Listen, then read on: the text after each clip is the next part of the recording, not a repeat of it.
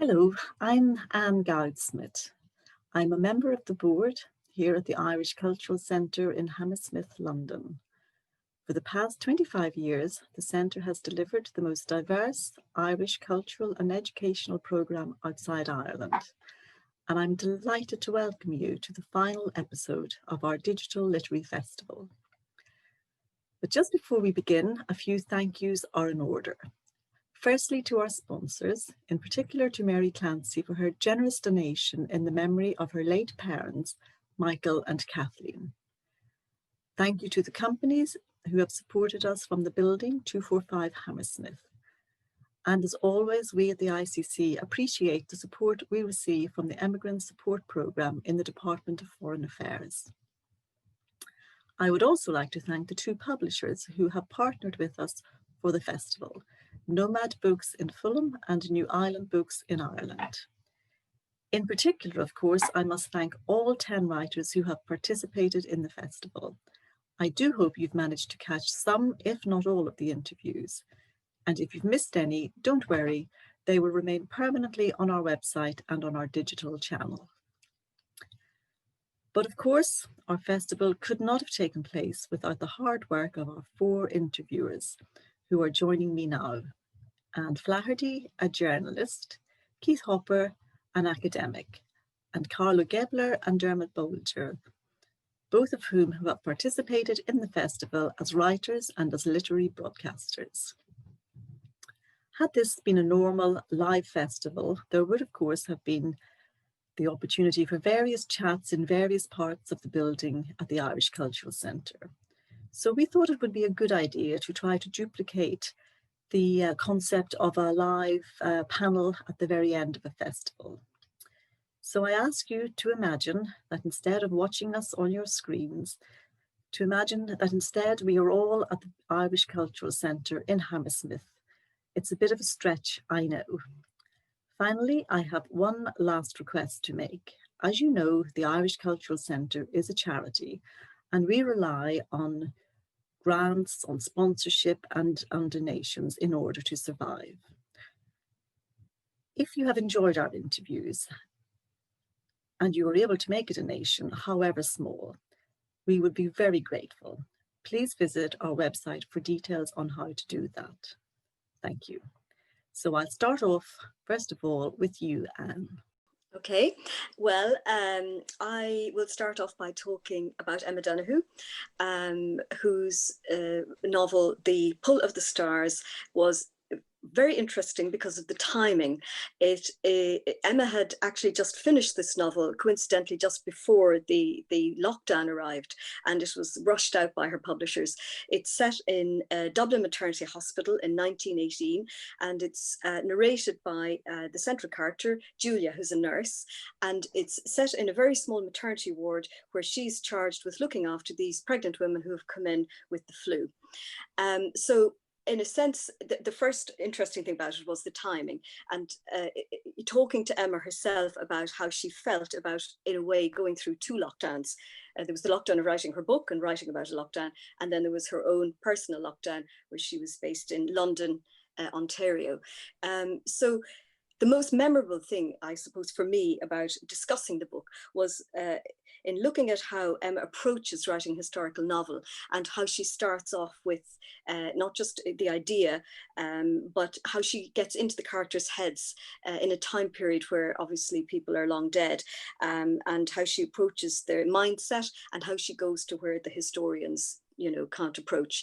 And also how she brings in huge elements of politics into the story as well. While it's essentially a story set in a maternity unit, it also brings in lots of other aspects of the society, the political turmoil of the time, 1918, the Republican movement, the situation relating to women, and the church, and how she brings all those elements together. And we moved from that then to talking about her personal life, why she left Ireland, and how she views Ireland now from the perspective of somebody living abroad. And we also talked about her childhood. And I found it particularly interesting to talk about her mother, because while her father is a very eminent writer and academic, there has been very little written about her mother. But what she did discover was that her mother, Frances, who reared eight children, had kept diaries throughout their whole childhood together, their whole life together. And Frances gave Emma her diaries and said, if you ever need to use them in your novels, if there's anything of any interest, feel free to take them. And it started Emma thinking about, I suppose, the life of her mother as an Irish woman in the 50s and 60s, how she had to leave her job as an Aer Lingus hostess when she got married, how she had to raise these children, and she had to put all her own aspirations for writing or for any other sort of life behind until she had raised a family. And then she went actually into a whole different world, studied for 2 or 3 MAs, and became, incredibly adventurous, traveling all over the place. So I suppose that was, the discussion with Emma Donoghue, a very well-known writer. And then talking to Liz Nugent, completely polar opposite, because Liz's book, Our Little Cruelties, is psychological thriller. And Liz is very engaged, I suppose, with the psychological lives of her characters. And this book is set in Dublin. It tells the story of 3 rather unpleasant brothers who have grown up in the 60s and 70s. And really it is about a subject that is very well loved of Irish writers, which is the dysfunctional Irish family. And really it is, of course, all back to their relationship with their mammy. And she's a very good storyteller. It's a real page turner. And what was interesting about the discussion with Liz was to talk to her about the issues that she brings up in terms of mental health.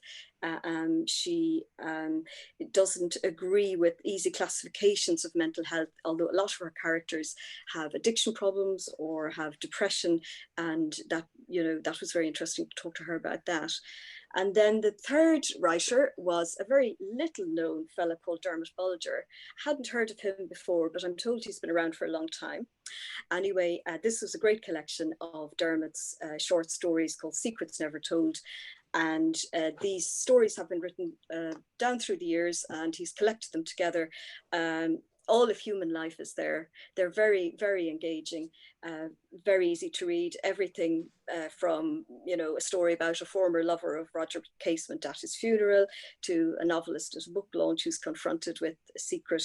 And what I found very nice about talking to Dermot was to go back over his own start as a writer, going through the tragedy of losing his mother as a very young boy and getting involved in writing, and right up to the 70s when he founded the Raven Arts Press, and the sort of energy, I suppose, of the time in trying to bring about an independent publishing house which would give opportunities to emerging Irish writers, and in fact has given fantastic opportunities to some of our biggest and best writers down through the years. Certainly return to that publishing aspect of Dermot's career later on. I think the description of those 3 books in themselves gives some indication of the variety of Irish writing that we've been talking about. We have historical fiction, we have a crime fiction, and we have a collection of short stories. So in a way, that's almost a microcosm for the festival, those 3, but we still have some more to come. So I'm going to turn now to you, Carlo, and you interviewed 4 of the authors and 4 of the books for the festival. So I'd love to hear just what your sort of summary of what you feel you got from your experience of interviewing those 4 writers.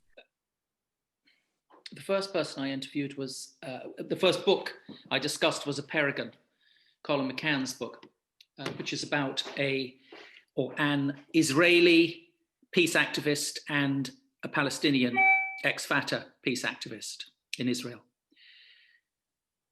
It's a novel about real people. It's packed with incredibly interesting content about everything from the difference between a Palestinian and an Israeli number plate and how and why it matters, to the friendship of these 2 men and what they and their families have had to endure. I suppose it's a book about the elusive nature of truth. In fact, I would say all the books that I engaged with for this series are about the elusive nature of truth. In this case, the truth is the truth of what has happened to the Palestinians.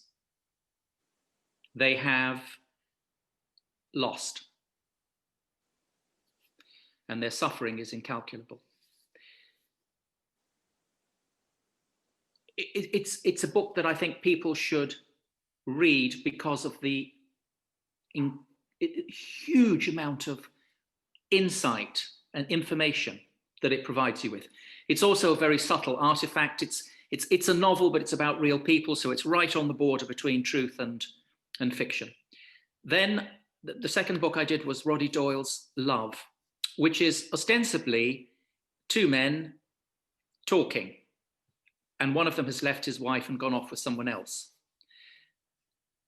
However, the further they talk, the more you realize that their understanding of the nature of experience and what it is that has happened to them and is currently happening to them is very, very difficult to get hold of. It's about the slippery nature of truth. The third book was Sinead Gleason's The Art of the Glimpse. It's an anthology, 100 Irish short stories. I suppose what that book really shows you is, I thought about Adam Phillips, the psychiatrist, when I was looking for a way to sum up the book. Phillips said, you know, psychoanalysis is very good when it helps you to understand trauma, but it's so much better when it gets you to understand just how strange we are. And that's what I would say Gleason's book does. It showed you how wide and ample and weird Irish society is. It's full of all sorts of things you didn't know about. I mean, it's got, you know, it's got priests and it's got rain and it's got Hibernian furnishing, but it's got a lot about people that you haven't met before. And then the fourth book I dealt with, the fourth book I talked to someone about was, and that someone was a man called John Banville, and the book was Snow, which is ostensibly a thriller, ostensibly, but like all thrillers, it's not really, well, the crime is the pretext. It's what happens to the detective as he is investigating a man called Strafford.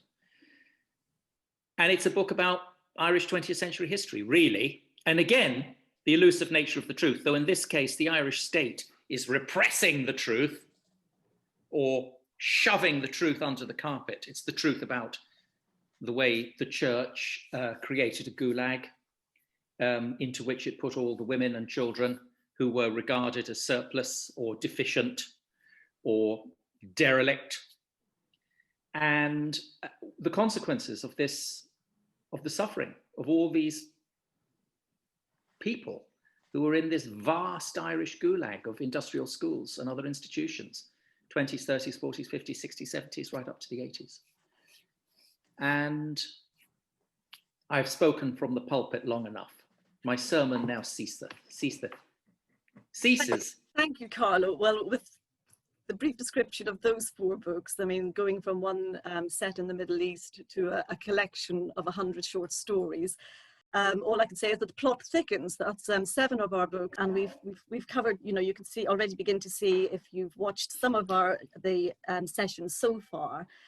You might have watched some, you might not have watched them all, but I'm hoping that this discussion is giving you just a bit of a feel for what's out there in Irish fiction at the moment. And I'm now going to turn to Dermot, who interviewed Carlo, because Carlo is publishing in November. Well, I better let Dermot talk about it. Dermot. Well, I've known Carlo since before Carlo was a writer. Since I first met Carlo in the home of Francis Stewart when he was a documentary maker many years ago in the 1980s, and I followed his career with great interest and great admiration. I really admire him as a writer. Now, whenever I meet him, I only just slag him, so nobody ever tell him this, you know. But I've always been found fascinating, and I like that it's old school work. So what I found interesting about the book was Carlo's not a man to prevaricate, but this book was 667 years in the making, because it was a response to the pandemic that's afflicting us all. And that response was to go back to the Decameron that was written 667 years ago, which is 100 stories set in are told by a group of 10 people, seven young women, 3 young men, in a secluded villa outside Florence, who are there to escape from the Black Death, and they basically keep each other alive, and they keep the spirit of human hope alive by telling stories. And the stories are quite dark at times, and the stories are quite erotic at times, and they're quite gruesome at times, and they're very, very humane, and they're sort of like the bedrock of modern literature, because everybody has stolen all these plots from the book ever since, which is perfectly fair, because the author of the book stole all the plots to begin with. And I actually found that it was also it was that whole thing of somebody coming from the merchant class and mocking the clergy. It's a very, very anti-clerical book, and it was passed around among the merchant class who took great delight in seeing nobility being mocked. So I found that it was a book. It told me a lot about the 13th century, but it also told me a lot about the perseverance of the human spirit, and also told me a lot about Carlo, because it was written in an incredibly short time. And I remember being with Anthony Cronin, a very, very great poet, in Halifax, Nova Scotia. And he came back and he said to me, we were in his room, and he said, I've just been talking to the widow of a great writer. And I said, what was the writer's name? And he said, oh, I didn't get his name. And I said, well, how did you know he was a great writer? And she said, because he wrote poetry in the morning, and in the afternoon, he wrote whatever needed to be written to survive. And when the Queen came to, either Halifax, Nova Scotia, or it was some in New Brunswick, he wrote the speech of the mayor welcoming the Governor General and the Queen. He wrote the speech of the Governor General thanking the mayor and welcoming the Queen. And he wrote the speech of the Queen thanking the mayor and the Governor General. And he was a Republican. And that is a great writer. And so by Tony's definition, Carlo is a great writer, because actually sits down and does things, and there's no prevarication involved. So to actually be faced with a pandemic, to actually have to have your life turned upside down, and to then go and say, how do I tackle this? And to say, I'm going to go back to this bedrock book, I'm going to remake that book, I'm going to do it in an incredibly short space of time. So all those qualities that I've always admired in Carlo's work as a memoirist, as a novelist, as somebody able to shift between different forms, and I think that is a sign of a true writer. So it was, and it's always great fun talking to Carlo anyway. And I got paid. What's not to like? Thank you, Dermot. I think you better stop there, or Carlo won't be able to get out of that room he's in. His head will have got so big. So now we'll turn to Keith, and Keith interviewed 2 writers. One, Donal Ryan, who I suppose we used to describe Donal as a rising star, but I suspect he now can be considered a risen star. And Michelle Gallen, who is our debut author of the festival. So over to you, Keith. Yeah, it was really interesting to interview them both within an hour of each other, the rising star, the risen star. And it was interesting because I was on holidays and I read the books in one go, reading them together. So it was lovely to have the conversations. Michelle's book, Big Girl, Small Town, it's been described as a cross between Milkman and Derry Girls, and I think that's fairly accurate, very, very funny. It came out earlier this year. Donal's novel, Strange Flowers, you said, is his 6th novel. And the thing that struck me from talking to them both is that aside from their talent, their capacity for hard work, is resilience. Michelle talked about in 2005, she took a month off work. She wrote the first draft of 70,000 words in the month. It took her 3 years to finish it, and then she spent another 10 years trying to find a publisher. And looking back over Donal's career, I mean, he seems to be around a long time, but he, again, a very hardworking, prolific writer. His first 2 novels, The Spinning Heart and The Thing About December, he said they were rejected 47 times between them before he found a publisher. So I thought, well, there's a lesson for all budding and even seasoned writers. You just have to stick at it. Resilience. It was also interesting discussing the craft of writing with the 2 of them, because I've seen some onstage interviews at festivals and have done some with writers that it didn't really work for me. Where the interviewer maybe spends too much time prying into biography and not enough focusing on the art of fiction, which is obviously where writers feel more comfortable. You know, so I just said, tell us a little bit about yourself, and it's up to them how much they want to say. But they really took off, I felt, when you talk about craft. And there's interesting formal contrasts in terms of the point of view, the structure, the scope. But what I really liked, was interested in, was their commitment to the characters. I mean, they really went for it.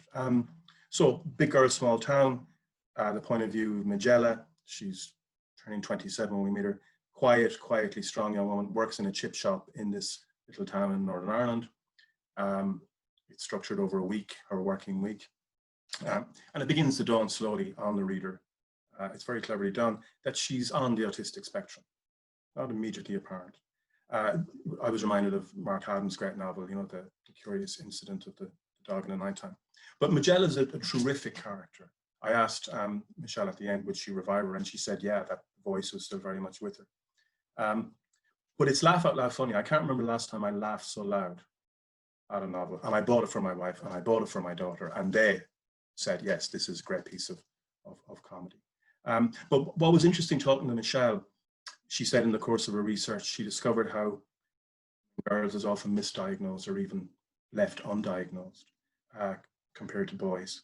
And of course, that has serious implications for how those girls grow up and interact with others. So that was news to me. I didn't realize that, you know, something like that was gendered in the way that Michelle outlined. So it's very funny. It deals with serious issues, and the residual trauma of the Troubles kind of thrums away in the background, and important in that sense. Donal Ryan's Strange Flowers is a different animal. Big Girl, Small Town takes place over a week. This is a saga, takes place over nearly 30 years. But again, the commitment to character was striking. A couple, Paddy and Kit, small rural area, Tipperary. Their daughter, their 7-year-old daughter, disappears, comes back 5 years later from London, not spoiling anything, but bringing in tow a husband who's black and a child. And the father figure in the novel, Paddy, is a wonderful creation. He really reminded me of my own grandfather, you know, this kind of typical stoic, quiet, gentle, compassionate. And talking to Donal, it emerged, and he was, you know, I'm still emotional about it, that Paddy is a tribute to his own father who passed away just a couple of years ago. And so the kind of textured nuances that go into that character made for a very mature piece of writing. I think it is, by a long shot, his best work. I went back and I reread Spinning Heart, and I thought, yeah, you can see all the potential, but the potential is now kind of flourished in this. I thought of McGahern, I thought of William Trevor. So I think novels felt very contemporary. They're both very frank about sex and sexuality, which was refreshing. There's a strong sense of the time period, but also a very strong sense of place. I mean, obviously that's always been important in Irish writing, but I thought that both novels looked very tenderly at that, you know, the strange allure of small communities. It's suffocating, but it's also seductive. You can never fully disengage. And the last thing I would say really that I was struck by was, I asked them both the same question because I really enjoyed seeing this. The sharp awareness of inequalities, which I don't think is always the case in contemporary Irish fiction. In Big Girl, Small Town, Magella is aware of structural inequalities. She sees things because of her autistic vision. She sees things in a very simple, blunt, fascinating way. So the memories of how, you know, at school kids are in classes, how poor kids were picked on and ridiculed by teachers. I mean, that chimed at my own experience. And in Strange Flowers, there's a brilliant moment at the start. It's only half a page, but it's this terrible clash between the gentle father figure, Paddy, and the arrogant son of the big house who he has to work for and who's, you know, he lives on their land. And it was shocking. It was unexpected. And when I raised this with Donal, he said wisely, I think, that class distinctions in Ireland are often subtle to the point of invisibility. So it was good to see those fault lines being made visible and addressed in such a kind of confident and complex manner. So yeah, it was great reading them jointly. It gave a really good sense of contemporary writing, yeah. I suppose I'm thinking we at the Irish Cultural Centre, we're now just celebrating our 25th anniversary. So on the one hand, we're looking at what's happening today in Ireland and what's happening in Irish literature. But it also, you can't help casting your mind back to 25 years ago and what was happening then. And coincidentally, Emma Donoghue, who was interviewed by Anne, Emma was causing a huge stir in sort of 1994 and 1996 with the publication of her two novels, Stir Fry and Hood. And Keith, you've just mentioned sort of the theme of sexuality, and it appears in most of these books in some form or another. And I suppose I can't help wondering, are there any taboos left now? That we've come, Ireland is a different country now, but it strikes me also that in 25 years ago, we were talking about a new Ireland then. We had Emma, we had Colin and so on and so forth. And we're now again, it seems, we're talking about a new Ireland. So I just would be really interested to hear your views on, I suppose, either, the new Ireland that was then, it has changed, where are we now and where are we going? Or is there anything left that we can't talk about? Because it seems to me that at the moment, maybe we can talk about anything in Irish fiction. Is there anything that publishers wouldn't publish? So I suppose maybe Dermot, I'll ask you to kick off on that if you wouldn't mind. I do remember your centre starting. I do remember Emma's book coming out. I remember actually being in London 25 years ago with Colin and I think Joe O'Connor and Emma. We were on the radio, and Emma was saying how she had been denounced at Mass, but possibly Marion, and we were all incredibly envious, and we were asking her in great detail, how do you get denounced at Mass? Because we hadn't heard anybody. We thought it was deeply unfair. I mean, when the Bishop of Limerick used to be around, these things were possible. This is a bishop who is long dead, But so Ireland has, at that time, say, Anne Enright was working in RTE, and she was making a satirical program called Nighthawks, and there used to be like caricatures of De Valera. And so if you show that now, there's a generation who simply wouldn't know who Eamon De Valera was, because when that sort of generation that sort of broke through 25 years ago, we had very definitive things we wanted to tear down. We had very definitive, figures we meant to look up to and figure out respect. And I think that whole world was swept away. So I think, and there was we had a sense of here was a new generation coming to reshape Ireland. And I think hopefully every generation has that. And I think there's a new generation of writers coming through who are usually exciting, and they are knocking away the taboos of another generation. So I think in every society, there are things you can talk about, and in every society, there are things you can talk about. And I think that a writer should always be at the forefront of being slightly ahead of the things that you can talk about. I wanted to just say, Carlo, have you any observations on that, the sort of the gap between now and 25 years ago? There are two Irelands. There's the Ireland of the 26 counties, and there's the Ireland of the 6 counties. And the most, for me, outstanding story in The Art of the Glimpse was Eugene Mcabe's Cancer, which is a story about the Troubles, sectarianism, and just what a mess this place was as a result of partition. And nothing ostensibly happens in it. There are helicopters and soldiers, and there's casual nastiness. Nobody dies. But you know that a lot of people on the outside the story are going to die. And I think that all of that, I was reading this, I suddenly thought, oh my goodness me, I'd forgotten about all of that. How incredibly powerful and true, what a genius Eugene Mccabe was. And I think that the sorts of things he was writing about are still taboo. I mean, this is still a culture where if you say to us, if you say to members of the DUP, do you know what? It really wasn't very nice to be a Catholic. I mean, it really, really wasn't very nice to be a Catholic. They sort of go, oh, we're over that, or it's in the past, or get back in your box, or, we really, really don't acknowledge it. When the Good Friday Agreement had its anniversary, 2 years ago, certain political parties claimed credit for it, people who had voted against it. And we live in a strange culture of omerta in the North. We actually still really don't want to talk about things. The Ballymurphy inquests are still, Ballymurphy, the people were shot over 50 years ago. The inquests are still chundering through, you know. So I would say that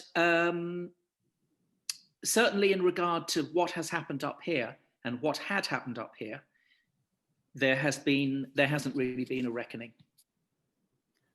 Thank you. I want to come back to that in a minute, Carlo, but I just want to ask Anne, because Anne, you were a journalist in Northern Ireland at a particular point in the Troubles.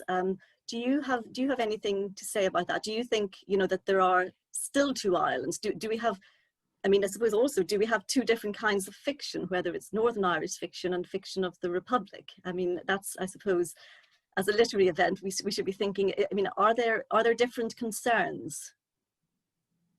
Well, I think obviously there are different concerns, but one of the things that struck me in you know, talking about the last 25 years was the emergence of women writers. And that's not to say that there weren't always women writers in Ireland. We could go right back. There were being denounced from the pulpit. I don't know, Brian was denounced from the pulpit long before Emma. But in talking about the emergence of younger women writers recently, I see a new confidence, I think, in the way that they express themselves. And if you're talking about Northern Ireland, it reminds me of two books that I read last year that I was very struck by.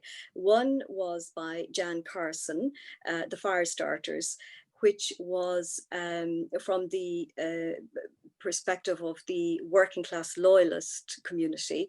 And then the other was Anna Burns Milkman, which is from the working class Republican community.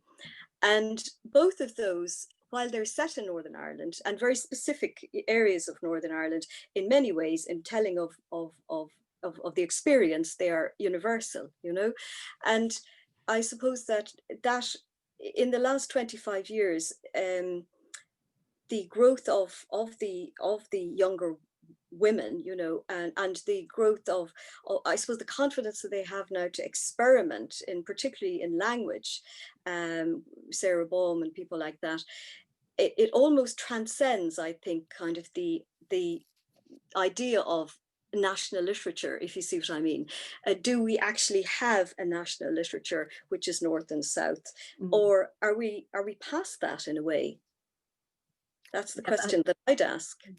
Yes, that's a very good point, because in a way, so much of this work, I guess we would say, has universal appeal. The subjects they're general. They're about the human condition, as Carlo pointed out. Exactly, and the complexities of you know, the new world order after COVID and after Brexit and after the Celtic Tiger. I mean, those are sort of exercising writers' minds now, I think, rather than North-South divide. I could be wrong, and I'm open to challenge on that.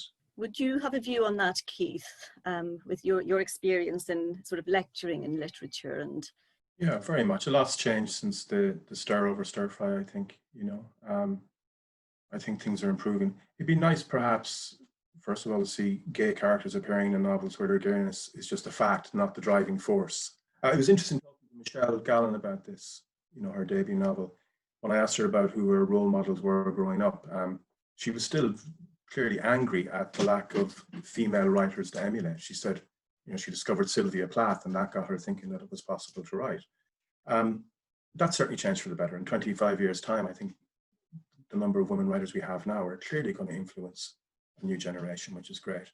I think that one of the things I said already about Michelle's novel is the way that the legacy of the Troubles thrums away in the background, and the colour of everything. Her uncle and her father were involved in the IRA. Her father has disappeared, and it's never clear whether it's because her alcoholic mother drove him away and he's gone to Australia, or whether he has been one of the disappeared. And I thought that was nice, the way she's just allowing the reader a bit of room to remember just how violent this landscape was. Because, you know, I have younger students now, and when you talk about the Troubles, you have to give them a little history lesson, because it's not of their generation. You know, it's not time. And that feels strange to me, having grown up on the border and thinking, well, we'll never see any peace in our time. And I had moved to England by the time the Good Friday Agreement was signed. So I thought it interesting too the way that women writers, I think, are responding to this challenge, because the epigraph to Michelle's novel is from Anna Burns's, and it's very striking. And it is about, that epigraph is about the fear ceasefire has made us complacent, that we've taken it for granted, and what would happen if, God forbid, something was triggered. And, you know, when you talk to English people here, you know, in London, no discussion during Brexit of this, of the, if there was a possibility of the peace process being destabilized, then it should just have ended. And I think that is true. I like the way that troubling shadow is there in these fictions. So I think women are responding very well. I think it's a great development. I think it's the best thing I've seen since the other Dermot Higley wrote, I think, 2 novels about the Troubles, Shadows and A Goat Song. And I think what made it interesting, he addresses the border. He's a border writer. So he, you know, we and in the South, and show in which the conflict has affected both sides. And I think that's good. It's not just limited to the violence in the North, it's about going up on the border in the South too, you know.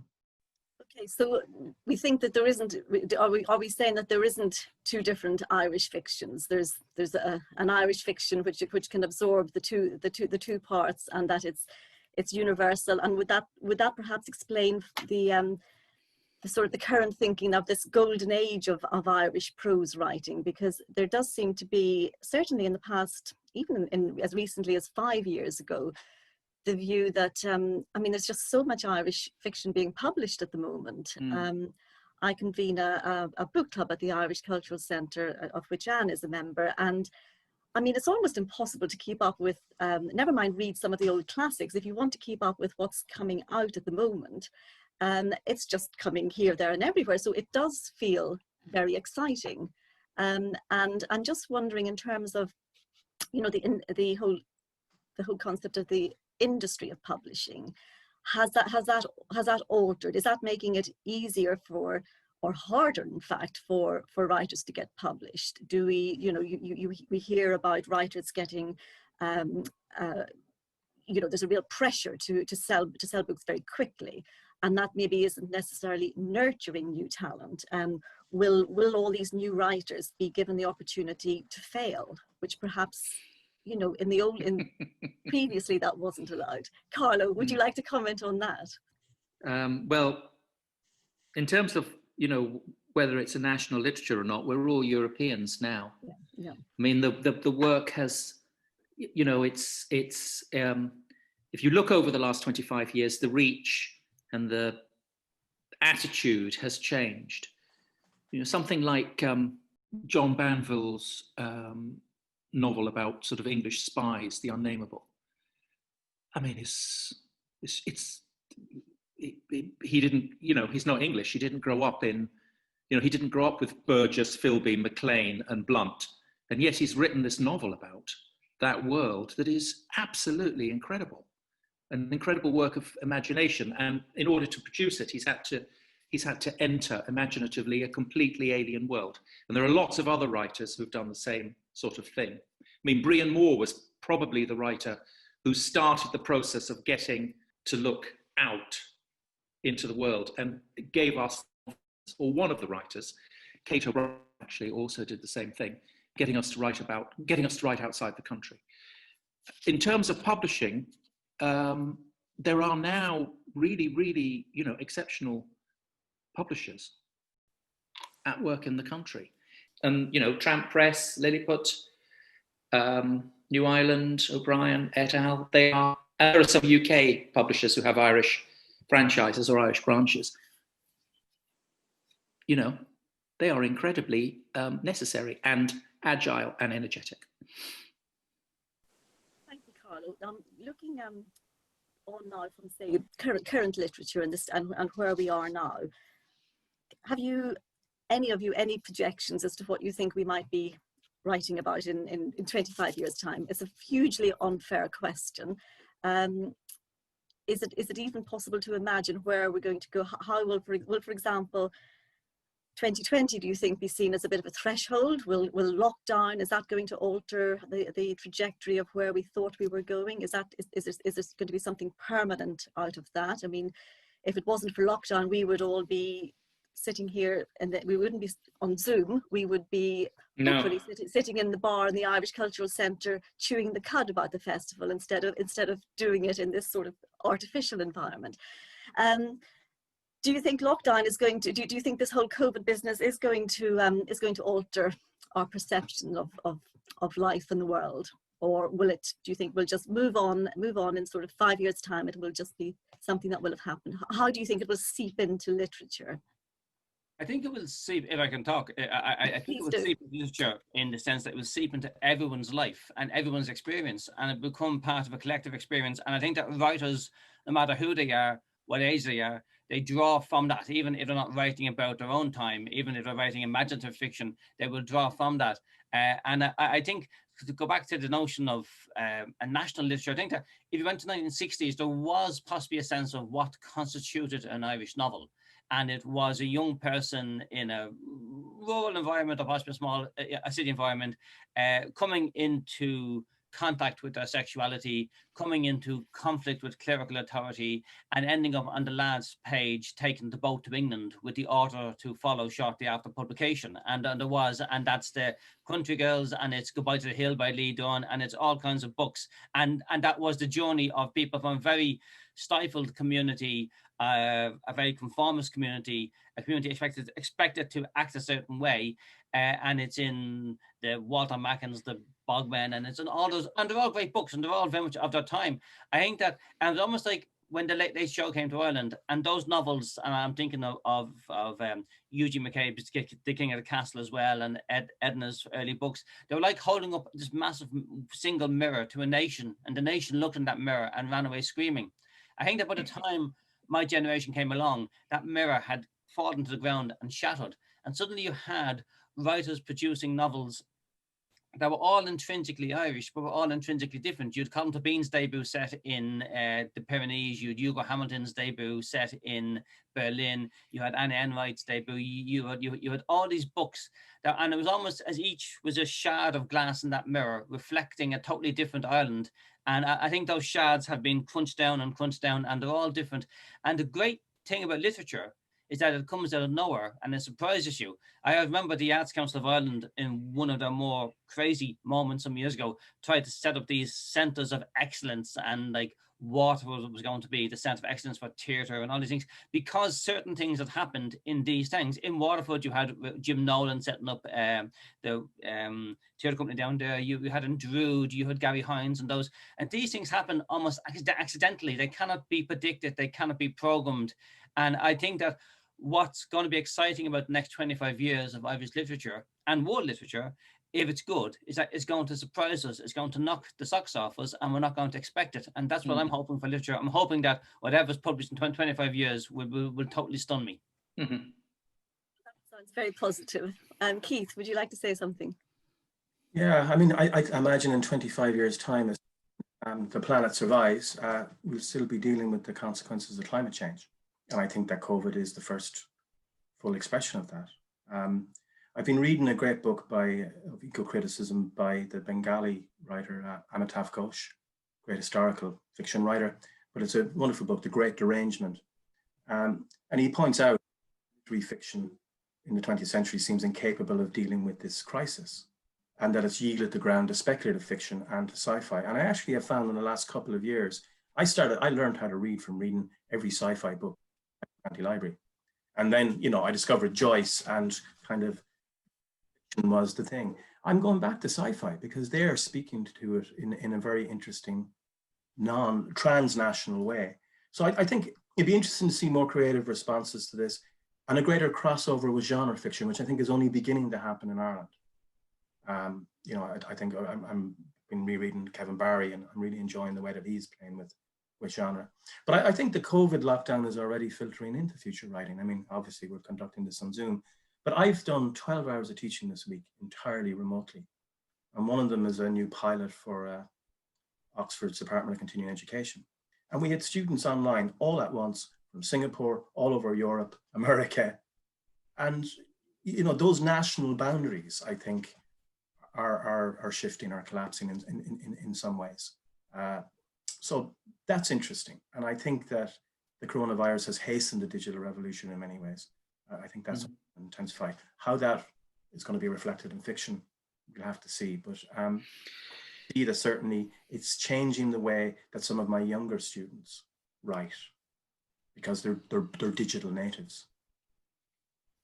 Can I say something? Of course you can, Colin. First of all, I want to issue a correction. I said John Banville wrote a novel called The Unnameable. Obviously, that was Samuel Beckett. Ha! What a colossal clangor. John Banville's novel about Anthony Blunt, The Fifth Man, after Burgess, Philby, McLean et al., was The Untouchable. But it's very easy to get your untouchables and your unnamables mixed up if you are a 66-year-old person like I am, who has also spent his whole week teaching by Zoom. It does do strange things to your brain. It leaves the brain spinning like a bandsaw. It just whirs and you make mistakes. What it's going to do to the economy of writing, how it is going to affect money in the kingdom of letters, is going to be very interesting. I previously have earned the bulk of my income from personal appearances. I'm really a stand-up comic who writes novels occasionally and, you know, reads from them in public. All that's gone. And there was an extraordinary piece by Paul McVeigh about the collapse in his income because he does a lot of personal appearances and teaching and so on. That he can't, you know, he's lost the money that would have paid his mortgage for the year. I have teaching, there are other things I can do. I have this. And I think that is going to be the way in which writers will no longer be able to generate income from personal appearances and festivals and all the rest of it. I think that's going to be catastrophic. So that's a slightly more pessimistic view. I am a catastrophist. You've got a book written called that, haven't you, Colin? I do. And have you got anything that you think might is going to say that you think might affect how we see this in the future, or how writers see it, or what we're going to be reading in the next sort of 20 odd years? Well, one thing that occurred to me when we were talking there about whether or not there is a national literature was the unheard voices that currently exist in Irish society. And I wasn't clear on whether or not there had been too many books written by immigrants to Ireland as opposed to Irish who have immigrated, which we're very familiar with. The voice of the travelling community, that sort of thing. And it occurs to me that in a post-COVID generation of writers, there will be a lot of complexities to look at in a new world order. All sorts of things that aren't based around gender, but themes of isolation, inequality, poverty, the generational divide, things like that, and whether or not new writers in the next 25 years will engage in those complexities and the challenges that we're faced as a society and also as individuals. Whether those voices will be able to break through, given what we just said about the economic plight, I suppose the financial plight of writers. It's perilous times, but those are also voices that need to be heard. If only we had a crystal ball, we'd be able to sort of have a firmer grasp of it all. I mean, we're beginning to not run out of time just yet, but there is a final question that I would love to ask all of you, because we're just coming up to the Christmas period and people will be buying books, and I know that I'm hoping that all the authors who have contributed to the festival will make substantial sales from the books that we've discussed. But I'm also curious to know what Irish authors and books you're all going to be reading, not necessarily to recommend to our audience, but people are always interested to hear what other people are reading. So I wonder, Anne, would you mind, have you got a pile of Irish authors, or are you on other material at the moment? Well, I am really looking forward to reading Michelle's book after listening to Keith. I've just managed to get hold of John Banville's book. I'm really looking forward to that. And I've also got Colin McCann's book, and they're all, ready to be tackled. So looking forward to those. That will keep you busy for a while. What about you, Carlo? Have you got a pile of Irish books in mind? Well, if it's to recommend a book for Christmas, I would like to recommend This Is Happiness by Nile Williams. A prophet not honoured in his own land, but it's Dickensian novel. It's large and powerful and linguistically very complex and rich. Nile Williams is writing a series of books set in Faha. It's a sort of Zola-esque or William Faulkner-esque set of novels about one place. Faha is in Clare. And This Is Happiness is, well, it's about the electrification of Ireland in the 1950s and what electricity's coming did. Ostensibly, it's about that. But it's, it's a book written by somebody who's absolutely plugged into the canon. He's read an enormous amount of the 19th and 20th century literature and is very good at creating colour and character and driving the narrative forward. What am I going to read over Christmas? I think I am probably going to, having read Snow, I think I'm going to go back to those, to the Benjamin Black books. I think I need thrillers, which will reassure me that the world may be out of kilter, but in the end, it can be set right. And I need that, living in these mad times, I need that kind of comfort. What about you, Dermot? What are you planning to read? I always get books around 6 months before they're published. I have this pile of proof copies of books beside my bed, and I'm going to read the Colin Mccann book, which I've been looking for. Which, when you're writing a book, you're not inclined to read a big work of fiction because you're trying to keep your mind clear. So normally when I'm writing, I actually write. I mainly read non-fiction. The director of the Abbey Theatre was in my house recently, and all the books behind me are all history. And all the books in the next room are all translations of my work. And he says, I get it. This system is in and out. That I read the stuff and it comes out the other way. So I actually read a lot of history. But I'm going to read Emma Donoghue and I'm going to read Mary Costello because the writers that I greatly admire. And also I'm going to read, sometimes when poets go abroad, poets are neglected anyway, and they need festivals and need those appearances Carlo mentioned as some sort of life support. But there are poets like Sarah Berkeley and like Greg Delanty, who went to America many years ago and who are essential voices in Irish writing, but are outside Ireland. And Greg Delanty has a new book of poems, which is about climate change, which has been published in America. And that is something that is by my bed that I dip into the whole time, and I usually recommend it. Thank you, Dermot. And what about you, Keith? Well, it's good to see that a slightly older generation of writers are still thriving. So partly because of this, I've just ordered Banville's Snow, Roddy Doyle's Love, and Glenn Patterson has Where Are We Now? So this is for Christmas or lockdown, whichever comes first. I think lockdown may be imminent where I am. Banville especially, actually, I think Carla's right, has become much more fun to read since he started writing detective novels. And I think if lockdown goes on for any length of time, I'll be back to Benjamin Black, which is, it conjures up a great sense of that time, that 1950s Ireland that seemed to have put behind us. I'm also looking forward to publication next year. A friend of mine, Una Mannion, her debut novel, A Crooked Tree, is being published by Faber, which is exciting. There's a strong tradition of writing in my native Sligo, so I'm always keen to champion writers from outside of the Pale. So that's one to look out for.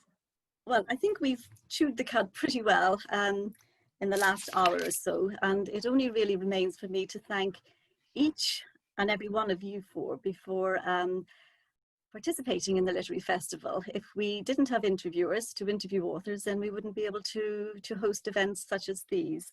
So thank you, all of you, so much for... Can I just say, yes, on behalf of the writers, that if we didn't have people like you to make these festivals happen online, as I say, like Carlo, these festival appearances, these things added the mortar between the bricks of my creative practice. They're I'm not a man who gets big checks. I get small checks, and those small checks go to buy time to write. And people like the Irish Centre doing these festivals and still giving a platform to writers is hugely important. So I don't think you should anyway underestimate the great value that you give in your work and everybody in the centre as well. Hear, hear. Hear, hear. Yeah. That's very kind of you. But anyway, thank you all. And I do want to say a special thank you to Carlo up there, because Carlo, you did help me curate this, and I'm very appreciative of you putting me in contact with one or two people, including your good self down there, Dermot. So that's a special thank you to you. And thank you to the audience. Thank you all for tuning in, and I hope you enjoyed the sessions individually, and maybe you'll go back to see some more of them. And we certainly will be back in the new year with some future literary events. So thank you very much for joining us. Good night all. Thank you. Cheers. Bye-bye. Yeah. Thank you.